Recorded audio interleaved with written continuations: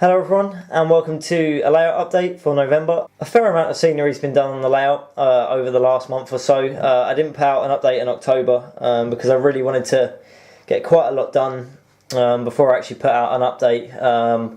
Kind of getting it's a bit pointless putting out an update when there's nothing actually gone on with the layout. But I've actually started on the scenery now and we're progressing really well in the TMD area.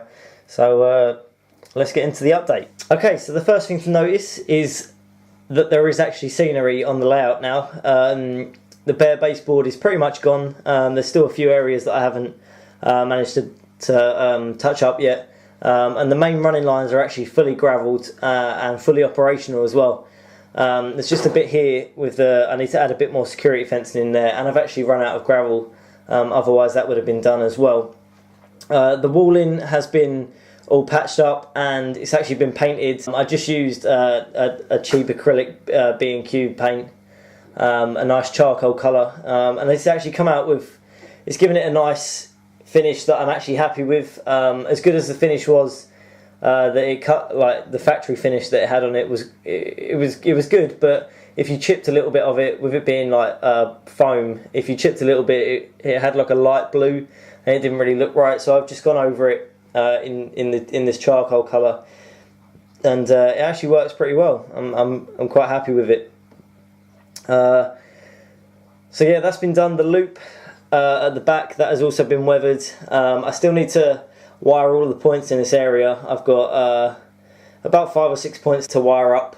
Then obviously signals and various things like that once they come. And the track itself has all been weathered with a rust paint from Phoenix Paints. And in a later date I might go back over it with the airbrush once it's all glued down and various things like that. Okay, so for those of you that have followed the channel for quite a while, you probably remember this like Derelict signal box being featured on the old layout. It was originally a Metcalf kit. I never really liked it too much, and I brought the Kenko signal box that Backman brought out and kind of had no use for this, so I decided to add, you know, some board into it, some graffiti, smashed a few windows and stuff like that.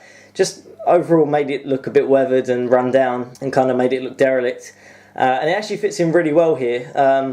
This kind of space all along this area here, I don't really know what else to put in it, hence why I haven't done it yet.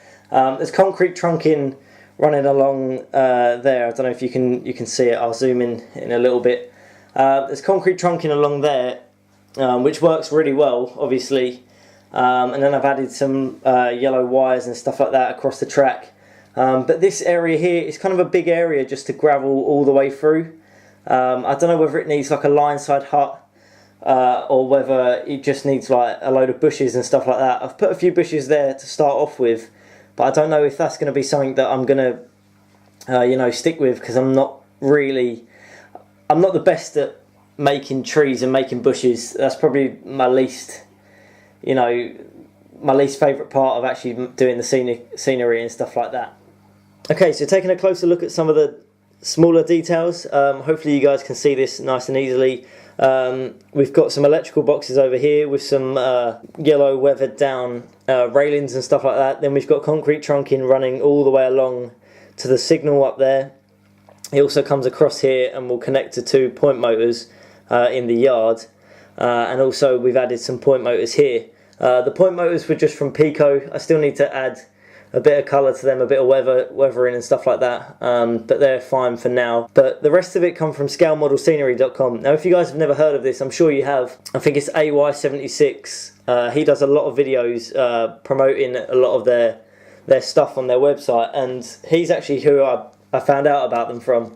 And I must say they're absolutely fantastic. They do so many little detailing parts, you know, not only just to do with the railways, but like commercially or stuff like that, or just in general. Their concrete trunking is probably the best trunking I've seen. You don't have to do anything to it. It comes in a pre-finished concrete colour, and it's just like a card kit that you just cut out and put together.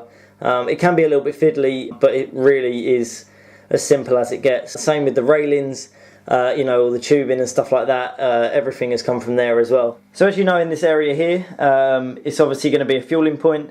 I've unfortunately run out of gravel, otherwise this would have been fully gravelled and stuff like that. But I wasn't able to finish it off. I got this idea from Oak Road on RM Webbs.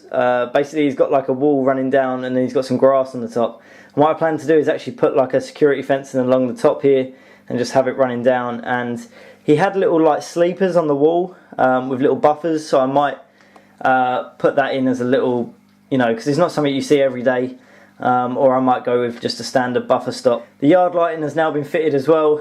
It's not been wired in yet, but it's just been, blue tacked down because I want to get a rough idea of where I'm going to put it. This is from Burco. I actually saw Everard Junction use these on his old layout, and they were pretty much the closest to what I wanted. So once I get them wired in, I can get a few night shots of them working. And then finally over here, we've got some speed limit signs. If I just zoom in quickly, we've got some speed limit signs with directional variable speed limit going into the depot, and then we've got an econ signal over there. I decided to go with the econ ones purely because they're cheap and easy to wire, to be honest, and they look the part. I could have gone for Train Tech or something like that, or I can't remember what other ones they've got, but when you're looking at like £50-60 per signal, I don't have that sort of money to waste on just one signal, and to be honest, wiring isn't my favourite thing, and with these being as simple as anything to wire just to 2 switches, it just makes sense just to use these. On the other side of the TMD area, I've changed the engine shed.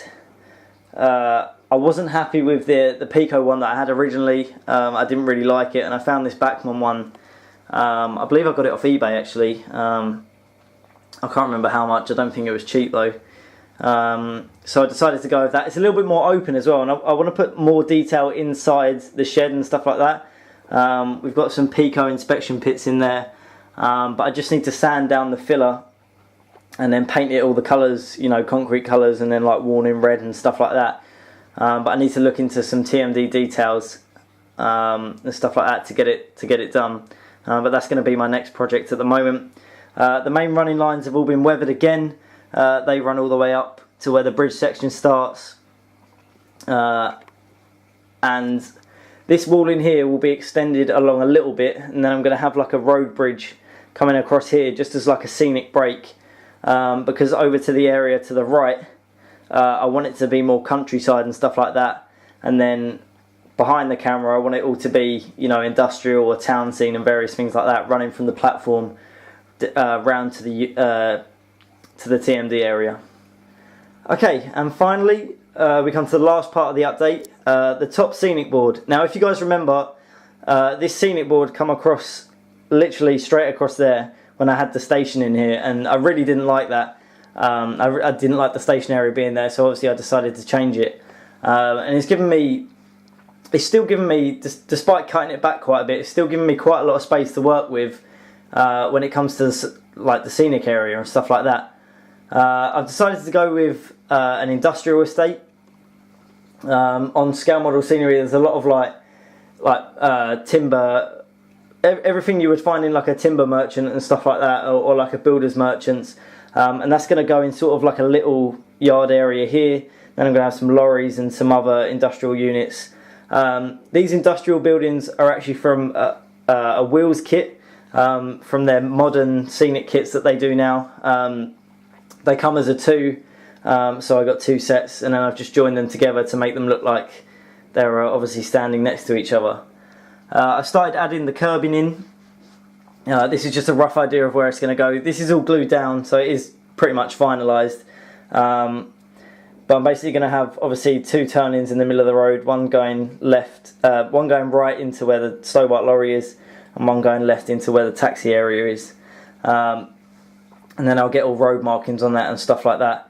Again, these curbs are from Scale Model Scenery, and again, can't fault them. They come in a pre-finished concrete colour, so you don't have to paint them yourselves, and they're really flexible. So unlike a lot of other ones where you're fixed of the angle of the curb you can have, or if you use like matchsticks, you can't really bend them very well. But these actually come, each individual square can actually be bent. If I just find one here, each individual square can individually be bent so you can go around the corner, and there you go, you can bend it as much as you want. Okay, so that's about it for the update. The class 466 unit that you saw earlier in the video isn't actually DCC ready, so I can't run it on the layout. I need to either motorise the unit, or what I actually plan to do is build some translator vehicles, take the motor out of the unit and actually run it as a dummy, and then just have it as like a barrier move, and then buy another one which is DCC ready, chip it up, and then hopefully I can run that as well. But we'll see what I decide on. That I paid a good amount of money for it, so I don't really want to take the motor out, so maybe I can have a way of working around it. The next step is to motorise all the points, wire all the signals in and the yard lights, and then work on completing the yard area. Hopefully in the next update it will be done. That will probably come in 3 or 4 weeks time.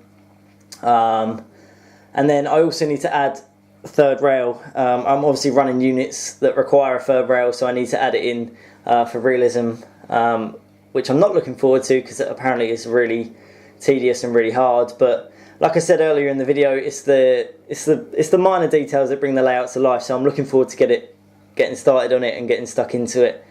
But for now, if you guys did enjoy this, feel free to leave a comment down below.